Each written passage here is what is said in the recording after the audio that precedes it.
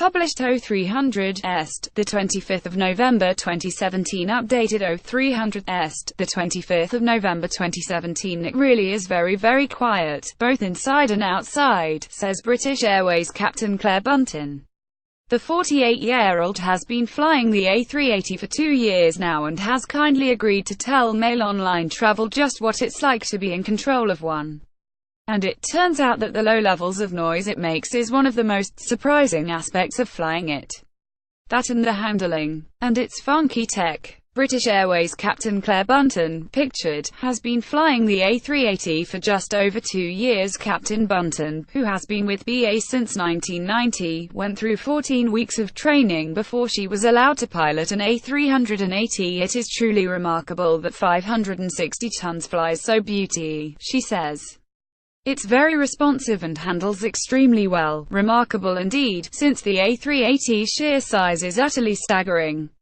It has wings that at 2,775 square feet are 54% bigger than those of a Boeing 747, 4 Rolls-Royce engines that are the size of a Mercedes C-Series, and enough storage space to transport 469 passengers, in a BA configuration.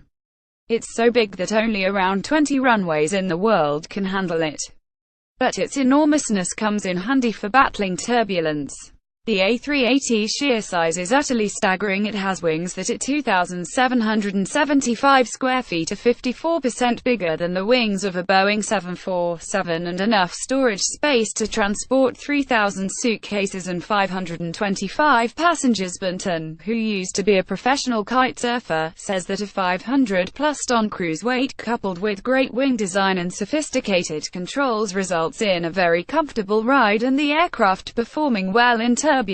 It's good during crosswind landings, too, apparently. In crosswinds it's very responsive and handles extremely well, says Bunton, who lives on the UK south coast and in Cape Town in the winter. Bunton has previously flown 747s and 777s for BA.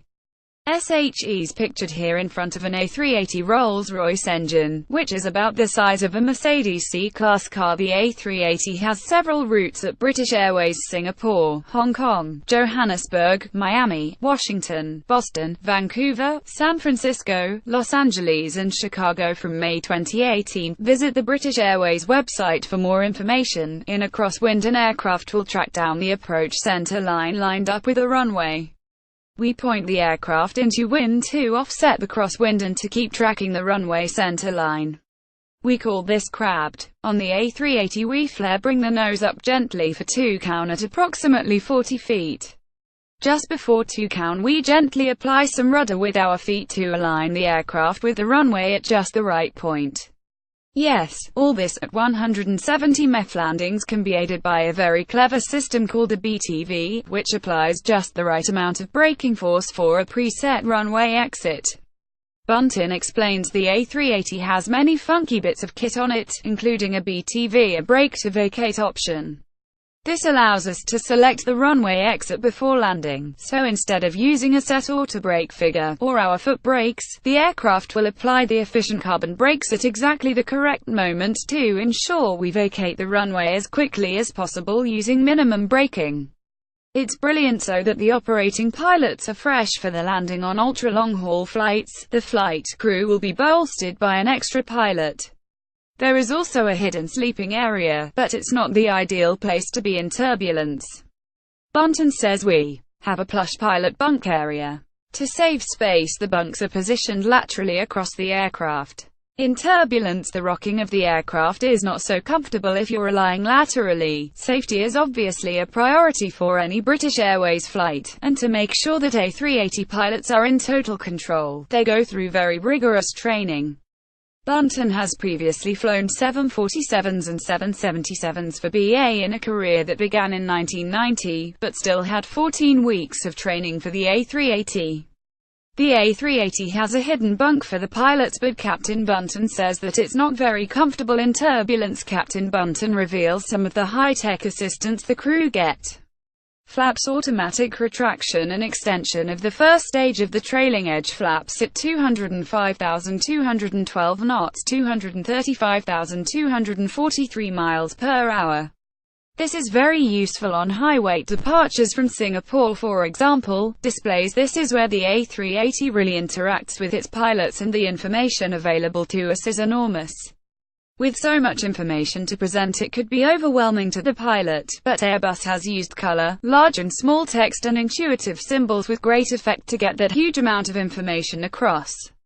Our navigation displays are our window onto the world. The A380 has a vertical display, which displays, among other things, altitude constraints on departure and arrival and the vertical extent of thunderstorms and high terrain. FMS Flight Management System. The A380's FMS has evolved to help us find the most efficient way to get from A to B of the many marginal gains. This gives us the opportunity to examine different routings and altitudes, using present and forecasted temperatures and winds. She says the training to get onto the A380 from having flown another jet aircraft is pretty intense, as with all aircraft courses, the ground school was about 3 weeks, which involved many early starts and late finishes, and of course studying at weekends trying to get ahead. Then comes the simulator phase, which is also about 3 weeks of more intensity. For me, it was easier just to stay up at Heathrow, where our training academy is, to keep away from the pressures of daily life at home and simply concentrate on all things A380. After the simulator phase, you start the line training phase, where you are monitored by an additional senior pilot, and once again there is a lot to get through.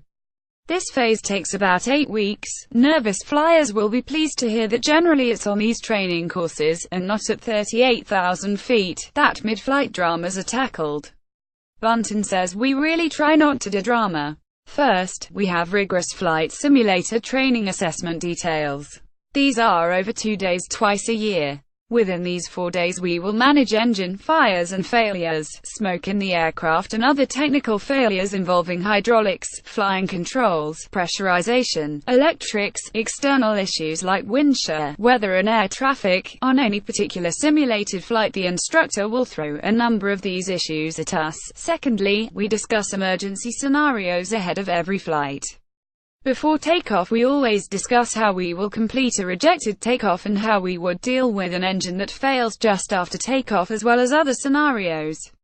Navigation displays on the A380 include information on altitude constraints on departure and arrival and the vertical extent of thunderstorms and high terrain. Captain Bunton has revealed which seat on the aircraft she'd choose if she was a passenger. Each one of the 70 blades in an A380 engine contributes about 900 horsepower during takeoff.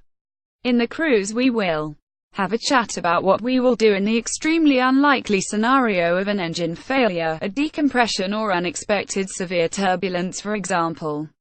We will consider which alternate airfields would be suitable for us in different scenarios and problems that may arise at any of these alternate airfields. Before the start of our descent, we brief each other on the issues that may make this particular approach tricky and how to manage them. Bunton clearly loves being in the driving seat, but if she had to sit in the cabin seat 2A in first class, she says, of course alongside the other high flyers,